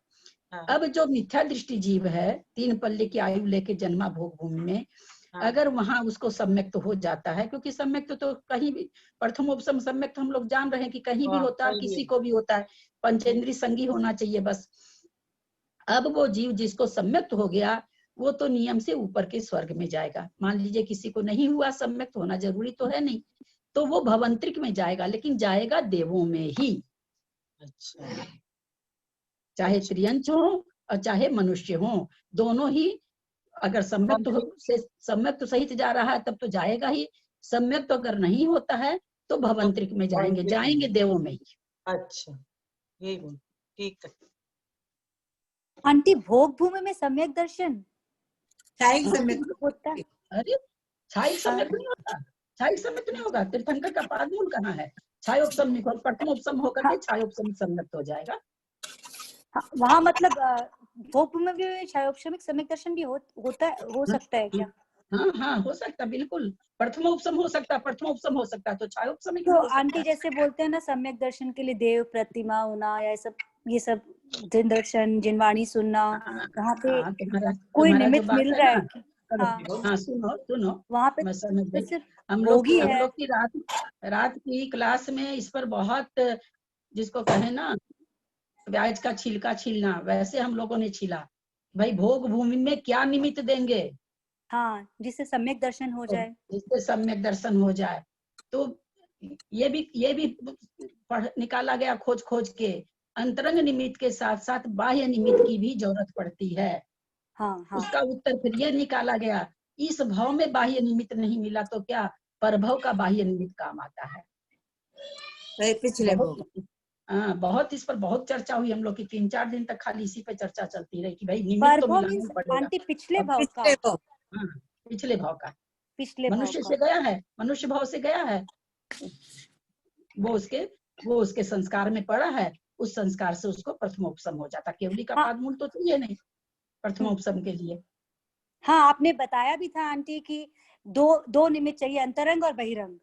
तो आप उसको अंतरंग तो ठीक है, बहिरंग आप बोल रहे हैं पिछले भाव की वजह से उसको, क्योंकि निमित्त मिलना तो जरूरी है ना सम्यक दर्शन का। हाँ, तो वो आचार्यों ने फिर कहा, तत्वार्थ मंजूषा में फिर खोजा गया, बहुत इसके ऊपर बहुत सर्च हुआ हम लोग का कि भाई कोई निमित्त लाओ वहां पर, कैसे सम्यक दर्शन हो रहा है वहां। हाँ, वहाँ तो खाली भोगों में लिप्त है, तो सम्यक दर्शन भोगों में लिप्त होके मेन देखो कसाय का कितना बड़ा पार्ट है, ये समझाया जाता भोग भूमि से। हमको भोग भूमि क्यों समझनी है? हमको भोग भूमि में जाने के लिए भोग भूमि नहीं समझनी है, हमको भोग भूमि समझनी की कसाय की इतनी मंदता हो सकती है कि एक एक पुरुष वहां पर हजार शरीर बना रहा है, एक एक स्त्री हजार शरीर बना रही है, खाली भोगों में लिप्त है और उसके बाद देव में जा रही है। बोलते चूंकि कसाय परिणाम नहीं है, कसाय परिणाम नहीं होने का तो फिर ये प्रश्न उठाया गया कि भाई ठीक है वहां पर इतने हो सकता है सब कुछ इतना फेवरेबल है तो कसाय आती नहीं है। हाँ नहीं, तो फिर ये प्रश्न उठाया गया कि भाई ठीक है नहीं आ रही है, लेकिन मान लो कि कोई एक तो जोड़े लोग जुगल रहते हैं, जुगल ही जन्म लेते हैं, जुगल ही मरते हैं, भाई बहन ही बनते हैं पति पत्नी। तो यहाँ ये फिर प्रश्न उठाया गया कि दूसरे की बीवी को देख करके कहीं होता हो कि भाई उसकी कितनी सुंदर है, तो इसका उत्तर ये आया कि एक क्षेत्र में एक ही जोड़ा रहता है। हाँ, मिलते नहीं है तो हाँ, एक जुगल दूसरे जुगल को देखते ही नहीं है। हाँ, तो कहाँ से कसाय हो? कसाय का बहुत अच्छा व्यवस्था है, मतलब बहुत अच्छी व्यवस्था है। और एक जुगल में रहने की एरिया इतनी ज्यादा बड़ी है, तभी तो कसाई आएगी। हाँ, निमित्त नहीं है ना। हाँ, और कितनी बार जाके आए होंगे अपने लोग, क्या किया आपने? हम लोगों ने क्या किया? कुछ नहीं किया। जाके आए थे। हाँ क्या पता चला वहां से 2 स्वर्ग में उत्पन्न हुए, वहां से आगे निगोद चले गए। याद नहीं है ना जाके आए हैं। याद नहीं है जाके आए नहीं है ना। अब की बार जाओ तो याद रखना।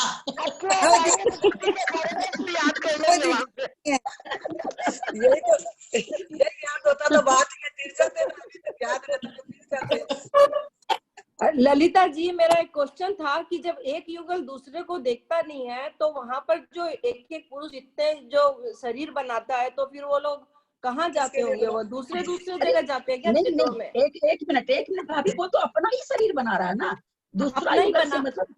हाँ, दूसरा पेड़ को शरीर बना के दूसरों के पास नहीं, दूसरी मतलब वहाँ उनके पास नहीं जा रहा क्या? देवियों के पास में नहीं, अपनी ही उन्हीं की स्त्री जो दोनों भाई बहन जन्मते हैं वही स्त्री पुरुष होते हैं वहाँ तो। अच्छा हाँ, वही पति पत्नी होते हैं। माँ बाप तो मर जाते हैं तुरंत, गलिया जैसे ही उत्पन्न होते हैं माँ बाप मर जाते हैं। माँ बाप मर जाते हैं। हाँ, तो वो भोग भोगने के लिए वो स्त्री भी हजारों शरीर बना लेती है, पुरुष भी तो एक ही है ना सब। उसमें डिफरेंस लाने के लिए, आपस में डिफरेंस लाने के लिए क्या? ये तो मैंने एक ही शरीर है वो दोनों ही। अच्छा, वही लोग हैं, अपना हजार रूप बदल लेते हैं। अच्छा अच्छा, अब तो समझ मतलब में आया। आंटी वहाँ पे पृथक विक्रिया हो गई ना ये। हाँ, पृथक विक्रिया कर पृथक सकते हैं विक्रिया ना। तो आंटी वो लोग वैक्रिक शरीर मतलब उनका वो रहता है क्या? भोग भूमि के मनुष्य और चक्रवर्ती पृथक विक्रिया भी करते हैं। हाँ, पृथक विक्रिया तो 60,000 रानियों के पास जाता है चक्रवर्ती। हाँ। बस किसी को ये थोड़ी पता रहता है रानियों की कि मेरे पास विक्रिया शरीर आया है। 96,000 रानियां। हाँ, 96,000 रानियां। 96,000 रानियां। 96,000।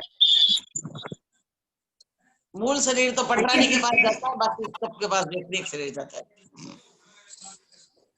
ललिता आंटी, आपने बोला ना जैसे एक क्षेत्र में एक युगल रहते हैं, तो उन्हें ये तो ज्ञान रहता होगा ना कि दूसरे क्षेत्र में दूसरे युगल है। अभी ऐसा है कि ऐसा कुछ लिखा हुआ नहीं रहा है। बहुत सारे प्रश्न आप लोग कॉपी में लिखते जाइए, कहीं से कहीं कोई वीर सेनाचार्य पकड़ा जाएंगे तो हम लोग पकड़ लेंगे उनको। अगर आंटी पता चल जाएगा दूसरे क्षेत्र में दूसरा युग है तो फिर ये कषाय का कारण बन जाएगा। पता ही नहीं चलेगा। हाँ, देखिए क्या बढ़िया रिंकू ने उत्तर दिया। फिर तो हो जाएगा उसकी बीवी कैसी है देखे तो सही चल के। मतलब ज्ञान भी नहीं रहता है। ललिता जी वही राजा वही प्रजा है। चक्रवर्ती की पटरानी को भी पता तो रहता ही है ना कि मूल शरीर तो हमारे पास है। नहीं रानियों को भी पता रहता है कि विक्रिया नहीं, किसी को कुछ पता नहीं है। दूसरी रानियों को पता नहीं है। लोगों ने ये किताब पढ़ी नहीं है। आप बोल देंगे मेरे पास नहीं है, उसके पास गए। नहीं पता ही नहीं। ललिता जी, मेरा एक क्वेश्चन था कि उसमें बोल रहे थे कि भोग भूमि के जीवों को मतलब वहाँ पे कसाई परिणाम तो होते ही है, पर वो मंद कसाई होती है ना। एकदम कसाई तो है ही उनके।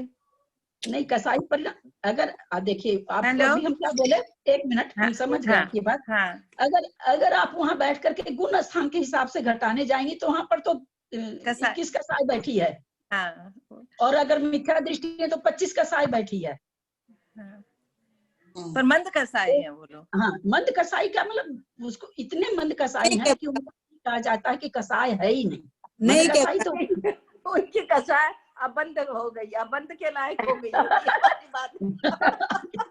और कसाई का जहाँ तक है बंद और बंद शुरू हो गया है। नहीं, जैसे मतलब ये बोल रहे हैं कि किसी को इतने कसाई बना रहे हैं, भोग भोगने की लालसा जो है, कसाई तो है ये, बस मंद है उनकी कसाई। मंद कसाई है, मात्र है, तिल मात्र। अच्छा, बोल रहे हैं कि किसी को देखने नहीं है। कसाई है, एक मिनट, कसाई को 2 रूप में लिया गया है, राग और द्वेष। लोभ और मान को राग में लिया गया है, क्रोध और मान को द्वेष में लिया गया है। तो वहाँ द्वेष रूपी कसाई नहीं है, राग रूपी है। हाँ, राग रूपी कसाई है जो कि ज्यादा आत्म प्रदेशों में हलन चलन नहीं करवाती वो। अच्छा, क्रोध में आदमी उबलता केवल क्रोध में, क्रोध और मान में उबलता है, बाकी लोभ और इसमें नहीं उबलता आदमी। मायाचारी में तो ढका सा रहता है और किसी को पता ही नहीं चले। क्रोध और मान में तो उबल के लोगों को दिखाना चाहता है, आंख नाक सब फूलने लग जाते हैं क्रोध और मान में। और यदि ये सब अभी जैसे अपनी चर्चा चल रही थी कि उनको कोई मतलब है ही नहीं तो वो लोगों को कसाई क्यों, हस्बैंड वाइफ 2 तो है, यदि कसाई होना तो उन दोनों में ही हो सकता है। वो तो है ही ना, ज्यादातर लड़ाई रोज नए होती है।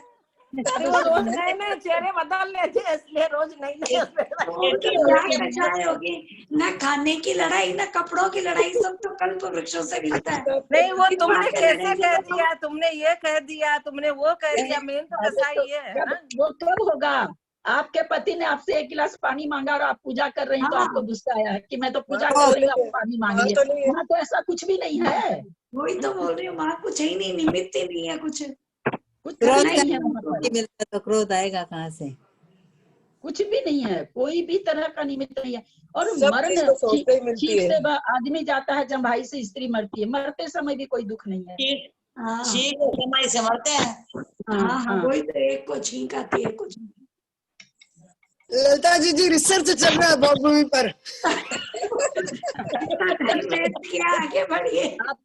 आपकी एज छोटी है, आप शुरू करिए ये काम। ललिता जी अब आगे बढ़िए, बहुत भोगभूमि सुनी है, भोगभूमि जाना ही नहीं है, सीधा मोक्ष जाना है। अब ज्यादा हमारी कुसुम जी को भोग की बात ज्यादा अच्छी नहीं लगती भाई। कुसुम जी नहीं बोल रही है, मैं बोल रही हूँ, किरण। ओह, अच्छा आप बोल रहे हैं।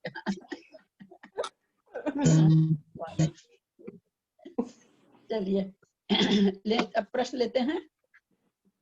आंटी अगर उदीरना एक्सप्लेन करिए ना, उदीरना। हाँ ठीक है, करते हैं। देखो, उदीरना का मतलब होता है बिना समय के कर्म को, कर्म परमाणुओं को उदय में लाके खिरा देना, क्षय करा देना, उदीरना, इसको उदीरना नाम दिया जाता है। समय पर तो अपने हिसाब से उदय में आएंगे, लेकिन उसको पहले खिराना है तो वो पहले आकर के जो खिरते हैं उसी का नाम उदीरना है। आंटी स्थिति के पहले खिराना ना? हाँ, स्थिति के पहले खिराना। हाँ, स्थिति के पहले, कहते हैं उदय तो समय से आते हैं, उदीरना में स्थिति से पहले कर्मों को खिरा देना उदीरना कहते हैं। अब यहाँ तो पर खिरा देना का मतलब क्या, इंटेंशनल होता है? गिरा देना, काट लेना। वही आगे बताने जा रही हूँ कि यहाँ इस सुन करके ऐसे लगता है कि हम लोग बुद्धि पूर्वक कुछ कर रहे हैं। नहीं, बुद्धि पूर्वक हमारे कुछ भी नहीं होता, हमको तो पता ही नहीं चलता क्या समय में कर्म आया, क्या समय में, और अथवा खिर भी रहा है, मान लो उदीरना रूप खिर रहा, तो हमको ये ज्ञान कहाँ है कि उदीरना होके खिर रहा है कि उदय होके खिर रहा है? हम कहाँ जान पाते हैं इस चीज को?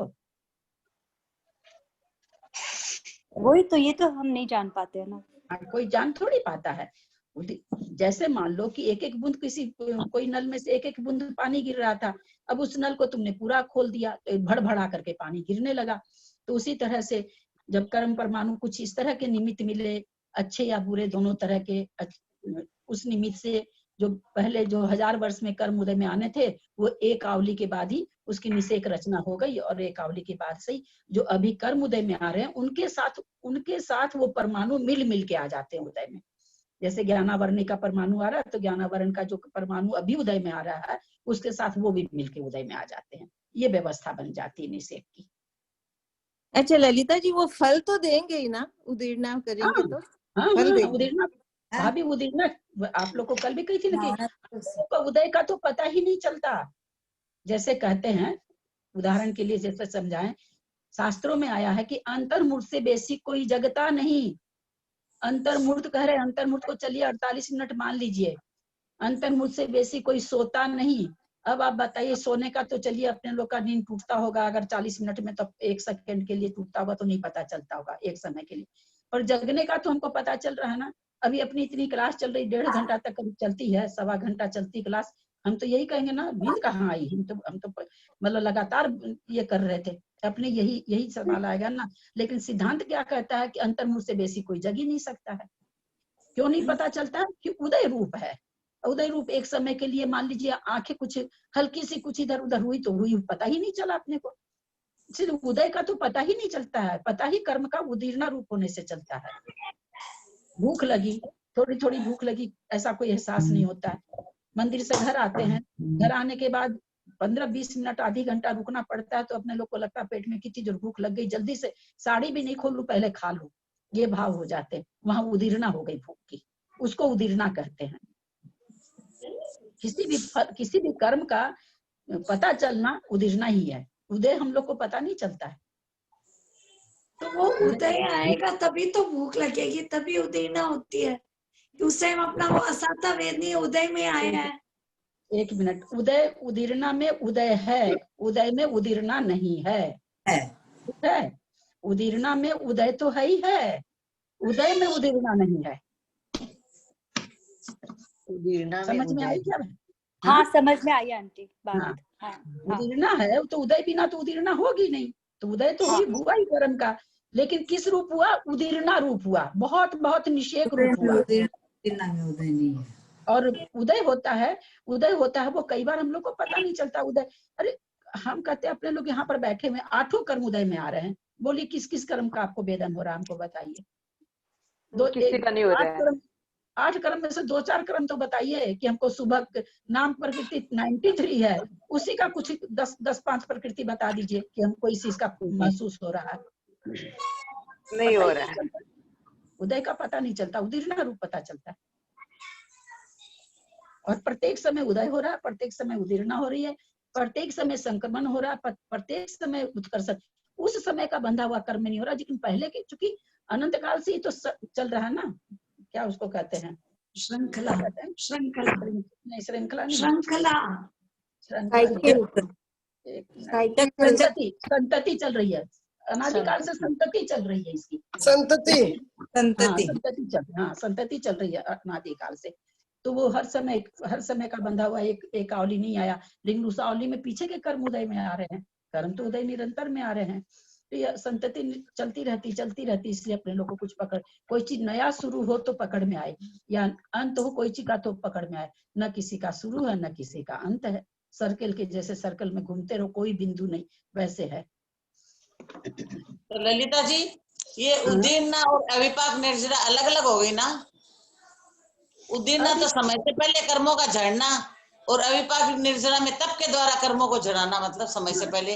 अविपाक निर्जरा में तो कर्मों को मोक्ष के हिसाब में घटित होगा कि कर्मों को खिरा देना, समय से पहले तपस्या करके कर्मों को खत्म कर देना, सत्ता से खत्म कर देना, है ना, ये हो गया। यहाँ सत्ता से खत्म नहीं, यहाँ तो हम लोग उदीर्णा कर रहे हैं, बांध रहे हैं, उदीर्णा कर रहे हैं, बांध रहे हैं, चल रहा अपना।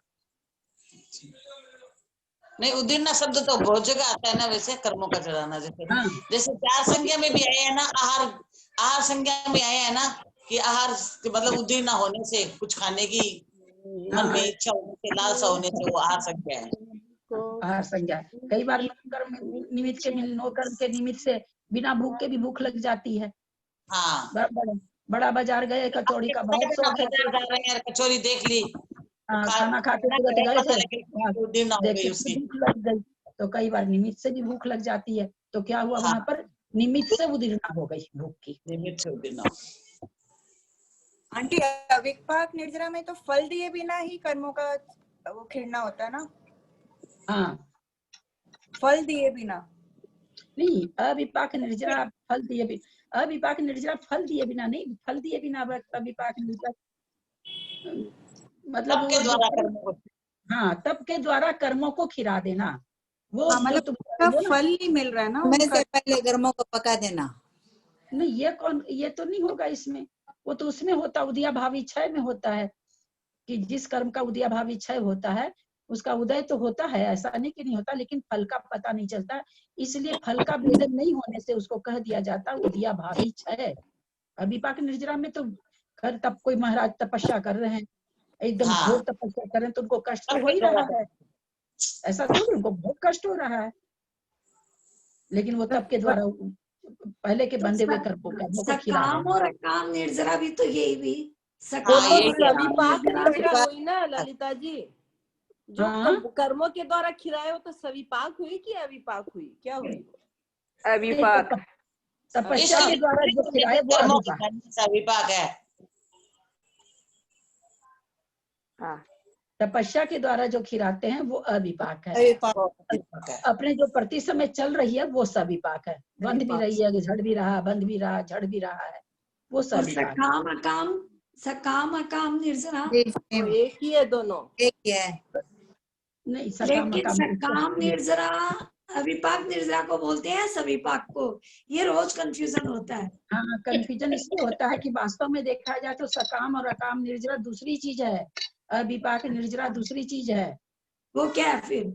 वो कर्मों को फल देना। में तो हो गया, सकाम में तो हो गया कि आप विधान कर रहे हैं मेरे पति की दुकान नौकरी लग जाए, ये हो गई सकाम, कामना से आप विधान कर रहे हैं, उससे निर्जरा तो हो ही रही है, लेकिन निर्जरा के बदले आप क्या मांग रहे हैं कि मेरे पति की नौकरी लग जाए। और अकाम निर्जरा वो कहलाती है कि मुझे निर्जरा करने का मन तो नहीं था, अकाम माने बिना इच्छा के, बाजार गए हुए हैं साड़ियां खरीदने के लिए, प्रेम से साड़ी खरीद रहे हैं, घड़ी पे नजर पड़ी कि 6 बज गई, अब तो रात होने वाली है, अब घर जाके खाना नहीं मिलेगा, तो भाई मन तो नहीं था नहीं खाने का, आपने त्याग ले लिया। अथवा जेल में बंद है, उदाहरण शास्त्रों में तो जेल में बंद का ही ज्यादा करके आता है। अब भूख बहुत लग रही है, लेकिन अब कोई खाना ही नहीं दे रहा है, तो बिना इच्छा की निर्जरा हो रही है वहां पर। इसीलिए तो ये इसको बाल ललिता जी, ये जो छठाला में आया ना एक लाइन कि कभी अकाम निर्जरा करे भवन त्रिक में धरे, तो ये तो अब अकाम निर्जरा इसी के लिए आया है ना कि बिना इच्छा के करना, बिना इच्छा के, मजबूरी बस मतलब किसी कष्ट को सह लेना। अब उसमें भी आप हाय हाय करने जैसे समय तो हो गया, अब अरे मैं तो भूखी रह जाऊंगी, मैं तो यहाँ हो जासी, मेरे तो यहाँ हो जासी, मैंने तो नींद को नहीं आसी, मेरे तो इतनी दवाई छूट जाएगी, कितने विकल्प हम लोग के हैं, खास करके लेडीज लोग के ज्यादा होता है। तो वो और कर्म बांध लिया, काय की निर्जरा, और टोकरी भर के बांध लिया। और हम लोग यही करते हैं, चम्मच भर खिलाते हैं, टोकरी भर बांधते हैं। लेडीज लोग तो ऐसे ही करती है, घनखरी लेडीज लोग, हम अपने जैसे। गज स्नान करते हैं। तो ये कौन सी निर्जरा है? रोज महाराज जी बोलते हैं कि गज स्नान करते हैं, गज स्नान करते हैं, नहा करके वापस। अपनी निर्जरा को गज स्नान का नाम मत दीजिए, अच्छी है। आगम में दिया हुआ है भाई, हम थोड़ी दे रहे हैं ऐसा, महाराज लोग उदाहरण से बताते हैं, हम थोड़ी बताते हैं। चलिए, कुछ भी हो, नेट सेल में अपने को एक चीज बस पकड़ के रखिए, कर्णानुयोग से, कि हमको परिणाम, हमें चाहे आयु कैसी भी बंधी हो, हमको परिणाम अगर संभालेंगे तो हमारा कल्याण हो जाएगा। नहीं अभी तक जानते थे, अभी तक दिमाग में यही था कि आयु बंध जाती तो फिर कुछ नहीं आनी जानी बाबा, कितना पूजा पाठ करो, कितना जाप करो, कितना ध्यान लगाओ, बंदगी जी की तो बंदगी। अभी तक तो यही दिमाग में था, बंदगी जी की तो बंदगी, है ना। लेकिन देखिए हम लोग कल क्या जाने कि बंधी हुई आयु को भी हम बहुत अच्छी आयु में परिणत कर परिणामों को विशुद्ध करके कषाय। हाँ ये बहुत अच्छा है, ये कल अपने लोग को बहुत अच्छी आचार्य, कल बहुत अच्छी बात सुन गई ललिता जी। बहुत बड़ा अनमोल रत्न कल मिला हम लोग को। मंजू पाटनी जी कौन सा हीरा दी हम लोग को बताइए? कषाय की मंदता परिणामों की विशुद्ध। कर्णानुयोग डायमंड है। तो इसलिए मतलब बहुत अच्छी चीज कल अपने लोग को पकड़ में आई। इसका एक प्रकार से वो जाप शुरू कर दीजिए, रोज एक माला, परिणामों को संभालना है, परिणामों को संभालना है, परिणामों को संभालना है, कषाय मंद रखना है। आंटी मेरे को फिर एक कंफ्यूजन हो रहा है कि आपने कहा था, मेरे समझ की गलती है कि क्या, कि हर समय हमें 7 कर्मों का बंध होता है। हाँ, तो अब अगर हर अपने पाँव की विशुद्धि होगी तो अपने अपकर्ष कालों हमारी एज मतलब आयु कम होती जाएगी, आयु का अवलंबन होते रहेगा। इसका मतलब तो ये हुआ कि 8 कर्म का में मतलब अपने बदलाव आते जा रहा है। इस बात से तो ये मतलब भी निकलता है ना। अब सुनो, 8 कर्म का बदलाव देखो। हाँ, और बहुत अच्छा पूछ लिया। हम बार बार आप लोग को कहते हैं कि कर्म कांड की एक विवक्षा में हमेशा एक विवक्षा ये कहा जाता है कि प्रत्येक समय जो हम समय प्रबद्ध बांध रहे हैं, समय प्रबद्ध कितना है? सिद्धों का अनंतवां भाग और अभव्य से अनंत गुना, इतना कर्म परमाणु हम प्रत्येक समय नोट आवली, नोट मुहूर्त, सब प्रत्येक समय बांध रहे हैं। तो वो किसको मिल रहा है? तो वो 7 कर्मों को बंटवारा होता है, 7 भाई में बंटवारा होता है। बहन अभी ससुराल में बैठी है, वो अब कर्ज काल में आएगी तब वो कहेगी कि हाँ मेरे को भी दो। मतलब बीच में नहीं बनता है आंटी, जो अपन हर वक्त आप बोल रहे हैं ना कम होती जा रही है। उसको नहीं मिलता, बंटवारा में उसका हिस्सा नहीं है। अच्छा, तो मतलब 7 में होता है और 8वां इसमें खाली अपकर्ष काल में पढ़ना है तो पढ़ेगा। हाँ, अपकर्ष काल में बंधेगी तो मिलेगा हिस्सा, तब हिस्सा मिलेगा। बंधेगी तो मिलेगा हिस्सा, नहीं बंधेगी तो फिर नहीं मिलेगा। हाँ, कल जैसे ये पढ़ रहे हैं ना, तो मैं यही सोची कि जब हर वक्त अपना अवलंबन हो रहा है तो भाव की विषय, तब तो इसको भी मिलना चाहिए ना, तब तो 8 कर्म में कुछ बदलाव आएगा। नहीं, अपकर्ष काल में आयु को अपकर्ष काल में ही मिलता हिस्सा, बाकी समय अगर वो भी बंधे तब, अगर नहीं बंधती है तो नहीं मिलता। बंध गई है, अगले अपकर्ष काल में पहले अपकर्ष काल में बंध गई, दूसरे अपकर्ष काल में कुछ नहीं हो रहा तो भी उसको मिलेगा, अगर बंध गई तो। और अगर नहीं बंधी है तो 8 अपकर्ष काल खत्म हो जाएंगे, मरण के पहले उसकी आयु बंधेगी, तो उतने मरण के काल तक 7 कर्मों में ही सारा होता रहेगा। Thank you aunty. हाँ क्लास ऑफ करें आंटी? 8:03 हो गया।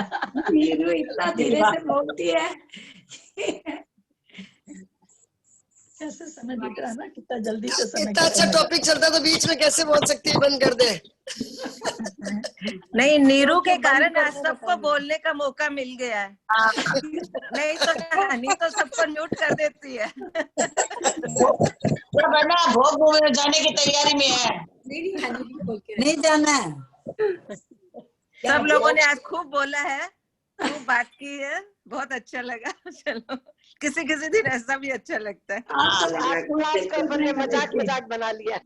नहीं मजाक नहीं है। ललिता जी, लेकिन एक क्वेश्चन मेरा था ललिता जी, किसी मान्यता में बोलते हैं, जैसे मैं आपसे समझना चाह रही हूँ, क्रमबद्ध पर्याय में हो फेरफार कुछ नहीं हो सकता, इसका क्या मतलब है? अब नहीं बात समझ में। डिस्टर्ब आ रहा, बंद करना। थोड़ा सा सबको म्यूट कर दीजिए। हाँ हाँ बोलिए। किसी मान्यता में बोलते हैं कि अपने क्रमबद्ध पर्याय में फेरफार कोई कुछ नहीं कर सकता है, तो इसका फिर क्या मतलब हुआ? ये क्यों माने, वो क्यों, क्या सही तो है नहीं ये बात? इसीलिए तो कर्मबद्ध पर्याय अपने आगम में नहीं है। अच्छा अच्छा, अपने आगम में है ही नहीं। वो लोग ये कहते हैं कि भगवान देखें जो होगा, और हम लोग ये कहते हैं कि जो होगा वो भगवान ने देखा है। हाँ हमारी यही फर्क है। हाँ बहुत बड़ा फर्क, वो मिथ्यात्व है। अभी इन दिनों में हम कोई चीज पढ़ रहे हैं, एकदम कोरा मिथ्यात्व है वो, ऐसी मान्यता रखना। अब जैसे अपने लोग भी दूसरों लोगों के साथ बैठे उठना बैठना सभी लोगों के साथ अपने लोग का रहता ही है। अपने लोग अरे भाई भगवान राक्षसी तो रज्जा सा, अरे भाई भगवान करसी तो कर ले श्या, क्या मेरे जैसा आदमी अपने जैन लोगों को कितों को टोकता है। ये तो फिर भी मान लीजिए, ये तो फिर भी कोई बोली भाषा हो गई है, लेकिन वो तो शास्त्र के हिसाब से बोलते नहीं, यही होता है। अब मैं बताऊं इस भाषा से क्या फर्क पड़ रहा है। इस भाषा से ये अंदर भाषा अंदर समाई हुई है, तो हमारी मान्यता वैसी बनी हुई है।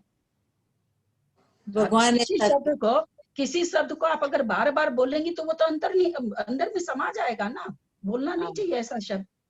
हम तो अपनी भाभी लोग जो कि उस धर्म से है, मेरी भाभियां तो भाभी बोलेगी भाई अब देखो चोट लगी है, लगा दियो भगवान कुछ अच्छो सी तो जासी, भगवान का अच्छो करोगे तो मैं कि भगवान के करोगो दोस्त थे करा चोट थारा लगी भगवान आकर लगा दियो के हम उन लोग पर हम उखड़ते रहते हैं।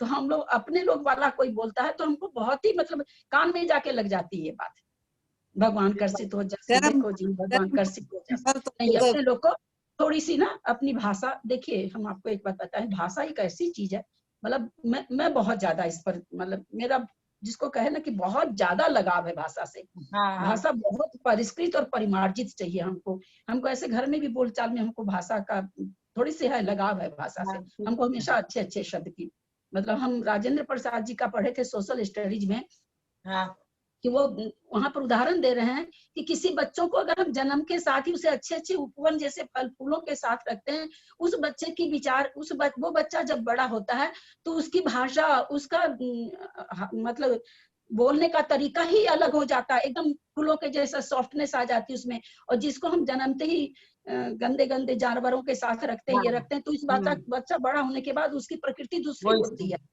ये मैं बहुत छोटे में पढ़ी थी, मेरा पता नहीं क्यों मेरे को उसी समय से मेरे को भाषा से बहुत ज्यादा ही हो गया। तो भाषा बहुत बड़ी चीज है। भाषा ही है जो दो आदमी को झगड़ा करा देती है, भाषा ही है जो दो दुश्मन को मिला देती है। इतनी ताकत है इस भाषा में। इसलिए ये चीज जो अपने कहते हैं ना बोलचाल की भाषा में नहीं होना चाहिए, मेरी समझ से नहीं होना चाहिए, क्योंकि फिर वो अंदर से वही बैठ जाता है कि भगवान का भाई भगवान क्या है, दुख तो भोगना ही पड़ेगा। नहीं, मैंने ऐसे कर्म बांधे हैं तो मेरे को दुख भोगना पड़ेगा, इससे कर्मों की निंदा होगी, अपने कर्मों की निंदा करनी है, निंदा करने से निंदा होगी। अब जिनवाणी स्तुति करें, जूम का टाइम हो रहा है, भगवान का नाम लेंगे तो मिथ्या तो बनेगा। दोनों में देखिए कितना अंतर है। सो 1 मिनट बाद वैसे बोलेंगे कि भगवान दे दिया, भगवान ऐसे कर दिया, तो इससे मिथ्या तो बन रहा है। और जब आप बोल रहे हैं कि मेरे कर्मों के कारण ऐसा मेरा कोई सेवा करता है तो भी मेरा कर्म है, कोई नहीं करता तो भी मेरे ही कर्म का उदय है, तो कर्मों की निर्जरा हो रही है। बहुत अंतर है दोनों में। हाँ इसलिए बोलचाल की अब भाषा जिनवाणी स्तुति करिए ललिता जी। अब जूम बंद होने वाला है 2 मिनट में। टाइम हो गया।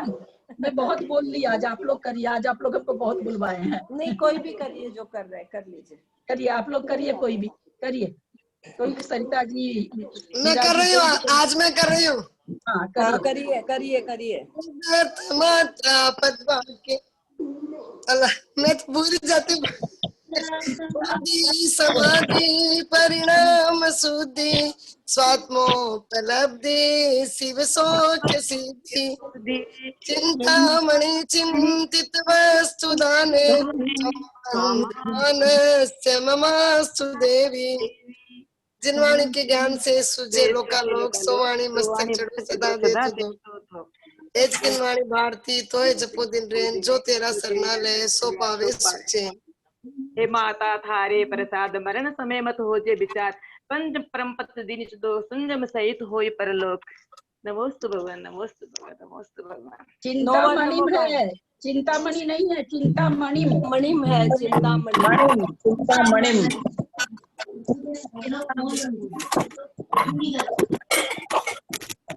ललिता भाभी, ललिता भाभी, ललिता भाभी।